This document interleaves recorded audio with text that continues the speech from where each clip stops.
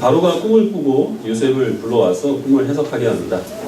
요셉이 해석한 바로의 꿈은 이제 7년의 풍년이 있을 것이고 그 풍년이 끝나면 7년의 흉년이 이어지게 될 것이다 라는 내용이었고, 거기에 대한 대책까지 요셉이 세워주죠. 지혜롭고 명철한 자를 세워서 7년의 풍년 동안에 이제 흉년을 대비할 수 있는 그런 이제 소출을 비축해두라 라는 것이었습니다. 요셉의 해몽과 또 거기에 대한 그 대책까지 바로를 비롯한 거기 있는 모든 신하들이 다 좋게 여깁니다.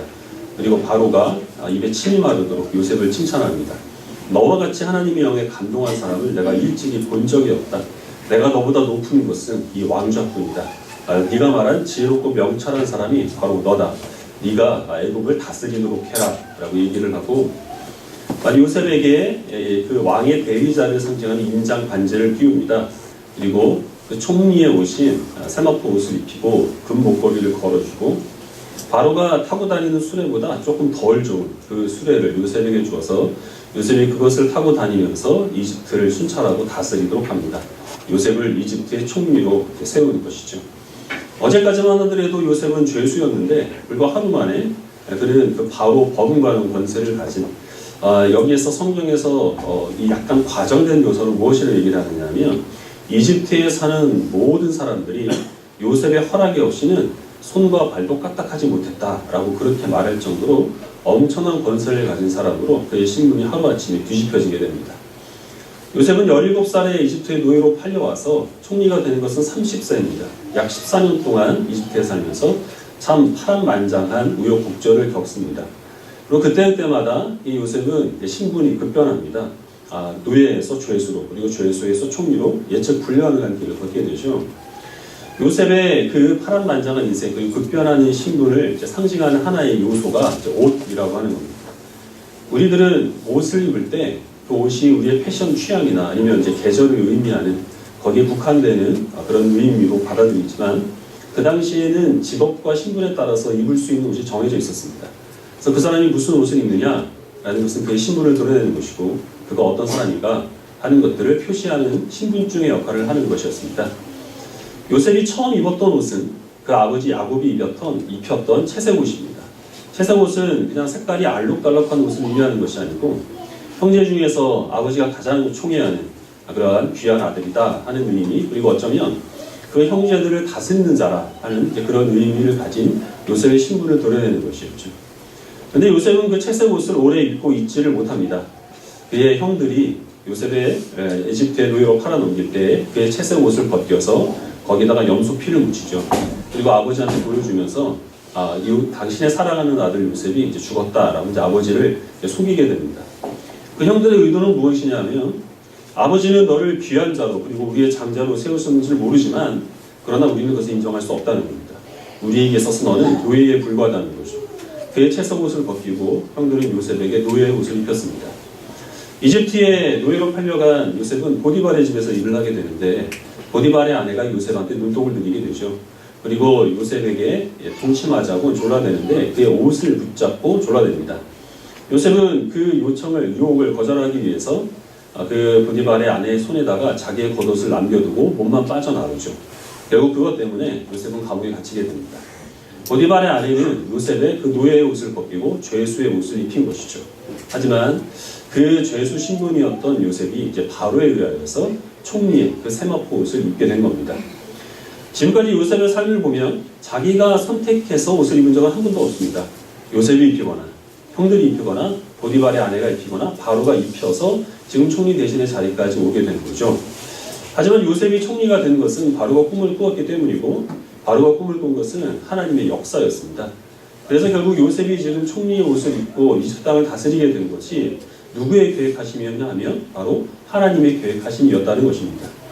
하나님께서 요셉을 총리로 세우고자 하는 그런 목적과 그 계획을 갖고 계시고, 그렇게 된다고 한다면 어떤 방해가 있다 하더라도, 요셉의 형들이 방해하고 보디발의 아내가 방해한다 하더라도 그것은 결코 하나님의 계획하심에 자그마한 지장도 끼치지 못한다라는 것입니다. 하나님께서는 주의 백성에게 뜻하신 바가 있으면 어떤 방해가 있든지 하나님이 뜻하신 바를 반드시 이루어내시고야 한다는 것이죠. 우리 모든 그리스도인들, 여기 앉아 계신 분들 한 사람 한 사람에게 하나님께서는 각별한 그리고 놀라운 계획들을 다 갖고 계실 줄로 믿습니다. 우리는 부족하고 그 계획하심을 이루어 나가기에 세상은 또한 많은 하나님의 그 계획하심에 또 지장을 초래하도록 방해를 하겠지만 하나님께서 뜻하시면 주님께서는 반드시 이루어 가시는 것이니 하나님을 바라보시면서 우리를 향하신 하나님의 소원하심이 이루어지기를 우리는 또한 믿고 또 하나님께 소망을 둬야 하는 것이 마땅할 줄 압니다.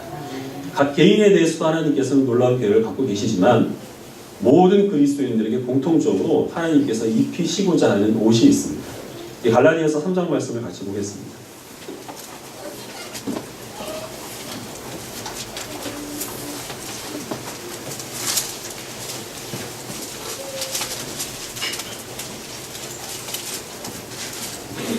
신약성경 306페이지 갈라디아서 3장 26절부터 27절까지 말씀, 9절 말씀 우리 같이 독하도록 하겠습니다.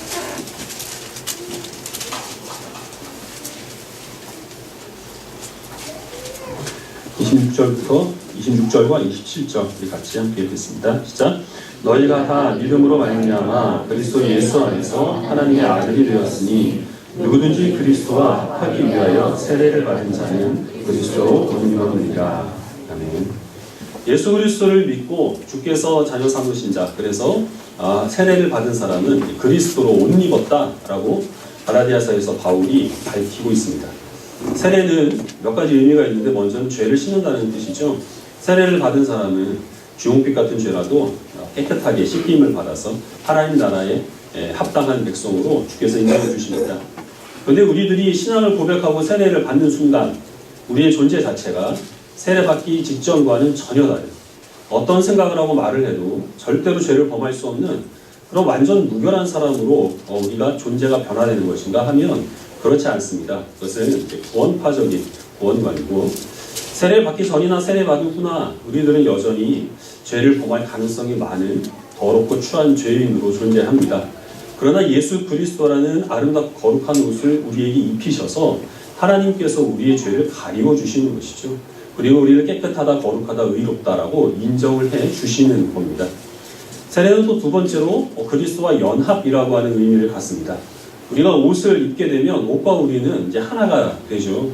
그것처럼 우리가 예수 그리스도를 믿으면 그 믿음으로 예수 그리스도와 하나가 됩니다.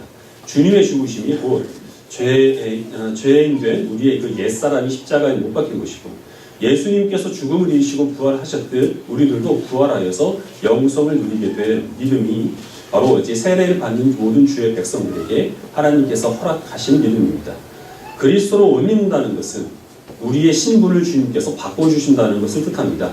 우리는 하나님의 백성이요 하나님의 자녀로 우리의 그 신분이 변화되어서 우리가 하나님께서 그리스도라는 옷을 입혀주실 때는 여전히 우리는 부족하지만, 그러나 그리스도로 옷을 입고 살아가는 신자의 모든 삶을 통하여서 하나님이 역사해 주셔서 그 옷에 합당한 거룩한 백성으로 변화시켜 주시는 것이고, 우리는 그 과정 가운데 지금 살아가고 있는 겁니다. 그리스도라는 옷은 우리의 신분을 나타내는 것인데, 그래서 신분은 우리가 누리게 될 권리, 장래에 우리가 또 차지하게 될 그런 약속들만 보장하는 것이 아니라 그 신분에는 거기에 따른 책임이 있습니다. 요셉이 노예 옷을 입었을 때는 노예가 쓰는 말을 하고 노예가 해야 하는 일을 하는 것으로 충분했습니다. 그런데 지금 총리의 옷을 입고 옛날과 같이 노예가 쓰는 말을 하고 노예가 하는 일을 해서는 안 되는 거예요. 총리의 옷을 입은 이상 그는 총리가 쓰는 말을 하고 총리에게 맡겨진 일을 감당해야만 하는 겁니다. 마찬가지로 우리 그리스도인들에게 신자된 권세를 하나님께서 은혜로 허락하여 주시는 것이지만, 그 신자된 권세를 누리는 주의 백성답게 살아가는 것은 신자인 우리들에게 우리의 인생의 목적으로 남겨진 책임이라는 사실을 우리는 잊지 말아야 합니다. 마태복음 22장 말씀 보겠습니다. 1절부터 14절까지 읽도록 하겠습니다.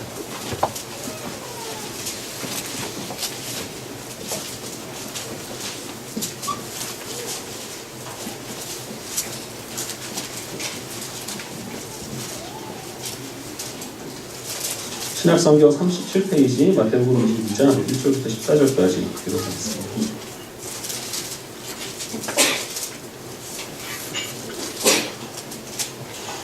1절을 제가 먼저 읽고 14절까지 기록하겠습니다. 22장입니다. 예수께서 다시 비유로 대답하여 이르시되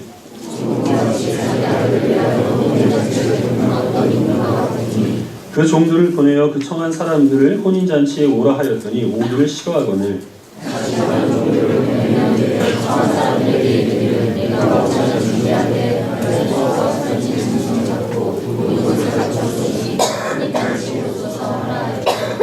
그들이 돌아보지도 않고 한 사람은 자기 밭으로 한 사람은 자기 사업하러 가고 임금이 노하여 군대를 보내어 그 살인한 자들을 진멸하고 그 동네를 불사르고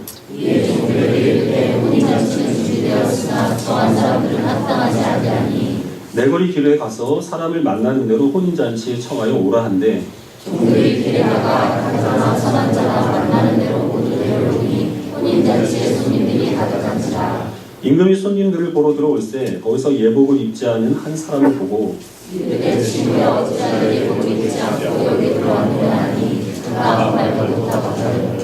임금이 사원들에게 말하되 그 손발을 묶어 바깥 어두운 데에 내던지라 거기서 슬피 울며 이를 갈게 되리라 하니라. 청함을 받은 자는 많되 택함을 입은 자는 적으니라. 어떤 마을에 임금이 있었는데 그 아들이 결혼을 하게 됐습니다. 그래서 혼인잔치를 열었는데요. 종들을 보내서 사람들을 초청했지만 사람들은 이런저런 핑계를 대면서 혼인잔치의 초청에 응하지를 않습니다. 심지어는 이 왕이 보낸 그 종들을 모욕을 하거나 죽이는 일까지 벌어지게 돼서 임금이 진노를 하죠. 이 혼인잔치에 혼인잔치의 그 청함을 거절하는 것은 곧 이 임금을 모독하는 것이었기 때문에 임금은 군대를 보내서 이 청함을 거절한 모든 사람들을 다 심판을 합니다. 그리고 종들에게 명하기를 길거리에 가서 아무나 만나는 대로 그들을 이 잔치 자리에 청하라. 그래서 이 자리를 채워라라고 이야기를 합니다.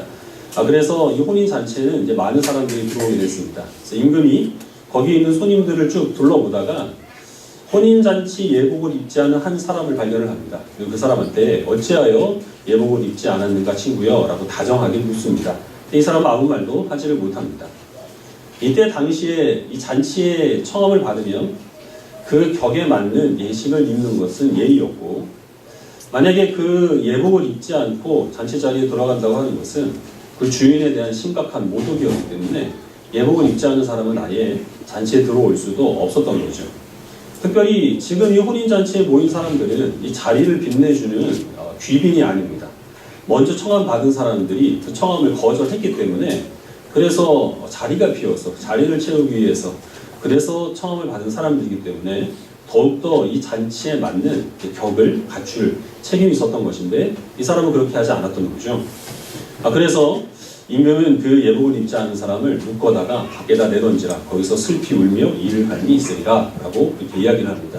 이 비유의 결론으로 예수님께서는 청함을 받은 사람들은 많되 택함을 입은 자는 적으니라 라고 말씀하십니다. 이 비유의 요점은 유대인들에 대한 심판입니다. 대제사장과 그리고 또 백성들의 장로들이 지금 예수님을 이 메시아됨을 부인하고 또 항의하기 위해서 찾아왔는데 이들을 비롯한 하나님께서 예수 그리스도를 통하여 선포하신 이 천국의 초청을 거부한 그런 모든 유대인들이 결국에는 하나님의 심판을 받게 될 것이다.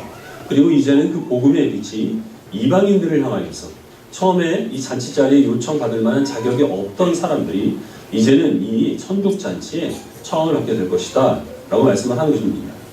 그래서 내가 아브라함의 자손이기 때문에 나는 자연스럽게 하나님의 백성이다 이렇게 생각해서는 안 된다는 거죠. 청함을 받은 사람들은 많되 택함을 입은 자는 적으니라 라는 말은 구원은 결국에는 하나님의 택함으로 이루어지는 것이지 우리의 어떤 조건과 또 우리의 능력에 따라 이루어지는 것이 아니라 라는 말씀을 지금 하고 있는 겁니다.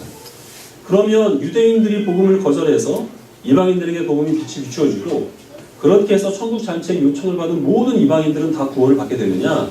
그것도 아니라는 것이죠. 그 가운데서도 하나님께서 택하신 자만 구원을 받는데 문제는 하나님께서 택하셔서 주의 백성으로 삼으신 자에게는 이 혼인잔치 예복이 상징하는 이 구별된 하나님의 백성으로서의 표시가 어떤 식으로든 드러나게 되어 있다고 하는 것입니다. 그의 말과 생각과 그의 모든 가치관과 우선순위에서 택함을 받지 못한 사람들에게는 찾아볼 수 없는 이 독특한 요소들, 거룩하게 구별된 모습들이 반드시 드러나게 되어 있는데 그것이 보이지 않는 사람들은 이 혼인잔치 비유에 의하면 청함을 받았지만 거절한 사람과 하나님께서는 동일하게 대하시겠다라고 말씀을 하고 계시는 것이죠. 오래전의 일인데요. 제가 개봉동에 있는 어떤 교회에서 전도사로 사역하고 있을 때였습니다. 그때 이 주일 오후에 이제 주일 저녁 예배를 기다리면서 제가 예배당에 있었는데 어떤 남자 한 분이 교회에 들어오셨어요. 이분은 넥타이는 하지 않으셨는데 정장 자켓을 거치시고 그리고 또 이제 안경을 쓰신 분이었습니다. 근데 목사님 같지는 않아서 제가 어떻게 오셨습니까? 라고 물어보니까 담임 목사님이 어디 계시냐고 물어보더라고요. 그래서 이제 무슨 일을 찾으십니까? 라고 그러니까 제가 어려워서 왔는데 좀 도와달라고 그러는 겁니다. 저는 깜짝 놀랐습니다. 어려우신 분이 교회에 와서 도움을 요청하는 것은 늘 있는 일이지만 제가 안경 쓴 노숙자는 처음 봤거든요. 제가 그분에게서 기대한 것은 도와달라는 얘기가 아니죠. 적어도 정장 자켓을 걸치고 안경을 쓰신 분이 와서 어려우니까 좀 도와달라라는 얘기를 할 줄은 몰랐는데 그 얘기를 하니까 제가 너무 놀랍고 당황스러워서 부들부들 떨리는 손으로 1,000원을 들여서 돌려보냈습니다. 하나님께서 우리들에게 이 그리스도의 옷을 입혀주실 때에는 우리는 그 옷을 감당할 만한 어떤 능력과 자격이 없지만 그럼에도 불구하고 하나님께서 그 옷을 입혀주신 이상 하나님께서 우리들에게 기대하시는 바가 있는 겁니다.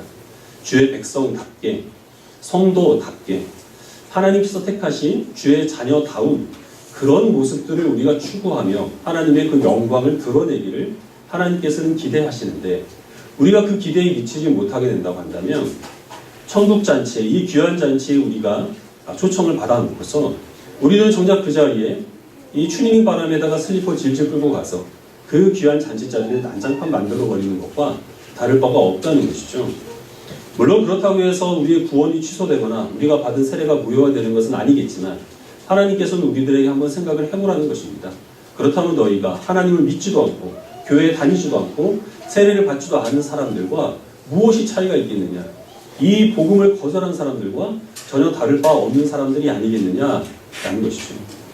청함을 받고 주님께서 믿음 주셔서 그 믿음에 따라서 우리가 신앙생활을 하고 있다면 내가 영생을 믿고 그 영생을 우리는 하나님 나라에서 하나님 백성으로서의 그 주시는 모든 약속들을 누리며 살아가는 그 확신이 있다고 한다면 그 확신을 갖고 살아가는 사람다움이 우리가 지금 살아가고 있는 우리의 삶 속에서 드러나는 것이 마땅하다고 하는 것입니다. 말씀을 한 구절만 보겠습니다. 로마서 13장입니다.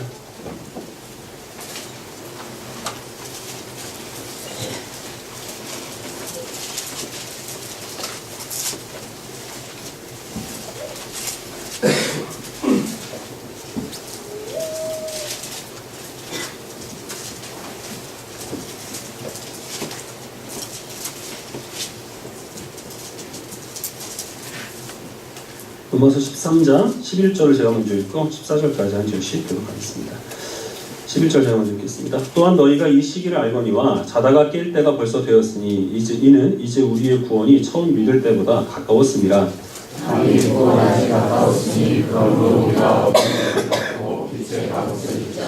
낮에와 같이 단정히 행하고 방탕하거나 술 취하지 말며 음란하거나 호색하지 말며 다투거나 시기하지 말고 오직 주 예수 그리스도로 믿고 정욕을 위하여 육신의 일을 동원하지 말라. 갈라디아서에서 바울은 너희는 그리스도로 옷 입었느니라 라고 과거형으로 말씀했습니다. 근데 로마서에서 바울은 빛의 갑옷을 입어라, 그리스도로 옷을 입어라, 아직 우리가 입지 않고 있으니까 입으라고 명령어로 지금 얘기를 하고 있는 겁니다. 하나님께서 그리스도인이라는 신분을 우리들에게 은혜로 주신 것이지만 그러나 그 주신 신분에 합당한 모습으로 살아갈 책임은 우리들에게 남겨져 있는 거죠. 그리스도인다운 품격을 우리들은 우리의 삶 속에서 유지하고 또 그것을 드러내야 한다는 겁니다. 바울이 지금 여기 로마서에서 말하고 있는 그리스도인다운 품격은 먼저 단정하게 행하는 것입니다. 방탕하게 행하지 말고 술 취하지 말고 음란과 호색을 멀리하라 라는 겁니다. 우리 기독교는 금욕주의가 아닙니다. 우리들은 주님께서 우리에게 주시는 기쁨을 누리고 또 우리가 휴식을 취할 수 있는 권리가 얼마든지 있습니다.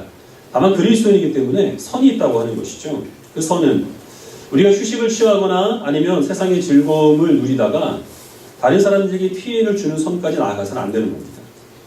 세상 사람들이 우리를 보기에 저 사람은 기독교인이라고 하는데 신앙생활 하는 것보다 우리하고 먹고 마시고 놀고 즐거워하는 것을 더 기뻐하는 것 같아. 이렇게 느끼는 그 선까지 가서는 안 돼. 그 지점에서 멈춰야 한다는 것이죠. 우리가 즐거움을 추구하느라 다른 사람들의 구설수에 오르고 그래서 하나님의 영광을 가리우게 되는 것은 합당하지 않습니다. 그 선에서 멈추고 하나님의 말씀 안에서 우리가 즐거움과 또한 휴식을 취하는 것, 그것이 바로 그리스도로 옷 입는 겁니다. 또 다툼과 시기의 문제를 언급하고 있습니다. 우리들은 참 많은 사람들과 얽혀서 복잡하게 세상을 살아가고 있습니다. 저마다 환경이 다르고 생각이 다 다르죠. 그런 사람들과 얽혀서 특별히 불신자들과 함께 어우러져 살아간다고 하는 것은 굉장히 힘든 일입니다. 우리 그리스도인들은 특별히 하나님께서 거룩함과 의와 진리에 대한 분명한 기준을 주셨기 때문에 그 기준을 우리가 붙들고서 세상에서 아무런 갈등도 없이 살아간다는 것은 불가능한 일이죠. 문제는 그 갈등을 어떻게 해결하느냐? 바로 이제 여기에 있습니다.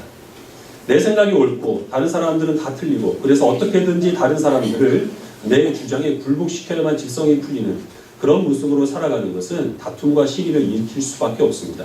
그것은 그리스도로 옷을 입는 게 아니라 믿지 않는 사람들도 얼마든지 할 수 있는 일이라고 하는 거죠.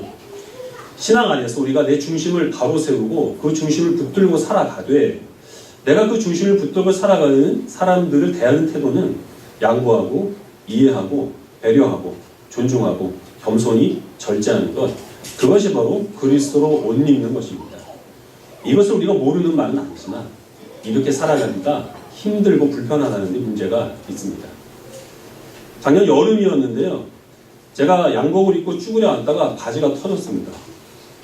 그래가지고 집에 가서 또 다른 바지를 갈아입고 왔거든요. 보통 양복은 바지를 두 벌 사잖아요. 근데 그 바지도 터졌어요. 그래가지고 이게 심각하게 살이 찌고 있구나.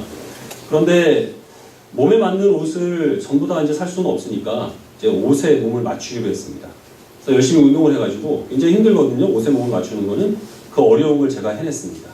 온갖 구간 도구속도 다시 찌고 있는데, 옷에 몸을 맞추는 건 어렵지만 하나님께서 우리에게 입혀주신 그리스도라는 옷에 우리의 성품과 우리의 인격과 우리의 생각과 행동을 맞추는 것은 더더욱 어려운 일입니다. 하나님께서 우리에게 그 옷을 입혀주실 때는 그리스도라는 옷은 몹시 아름답고 거룩하지만 우리는 거룩하지도 않고 아름답지도 않기 때문에 굉장히 어색하고 불편하죠. 유치원생한테 고등학생 교복을 입힌 것과 마찬가지고 초등학생한테 군복을 입힌 것과 똑같습니다. 우리는 그리스도라는 옷을 입고 살아가니까 몹시 힘들고 또 부자연스럽습니다. 하지만 그렇다고 해서 나는 이게 불편하니까 세상 사람들과 구별 없이 살아가겠다, 이게 원래 내 모습이다, 하나님께서 더 이상 나에게 무엇인가를 요구하는 것은 부당하다 하는 것으로 우리의 그 게으름을 합리화할 수 없다는 사실을 기억하시길 바랍니다. 우리가 지금 입고 있는 옷은 우리가 선택한 것이고 이 옷이 우리의 신분을 드러내는 것도 아닙니다. 그러나 하나님께서 우리에게 입히신 옷은 우리의 신분을 드러냅니다. 그리고 우리는 그것을 입을 자격이 없기 때문에 우리가 인생을 살아가다가 갈등의 순간 가운데서 내가 편한 길을 택하는 것이 훨씬 더 우리들에게는 편하고 자연스럽게 여겨질 수밖에 없습니다. 로마서에서 바울이 말하는 것 외에도 정말 많은 것들이 우리로 하여금 우리의 삶의 모든 순간에서 신자된 하나님 자녀다움을 드러내라고 요구를 하고 있습니다. 일이 잘 풀리지 않아서 답답할 때 우리의 상황을 탓하고 주변에 있는 사람들을 원망하는 것과 합력하여 선을 이루시는 하나님이 계심을 믿으며 그 안에서 힘들지만 소망을 품는 것, 그 둘 중에 어느 것이 더 신자다운지 우리들은 모르질 않죠.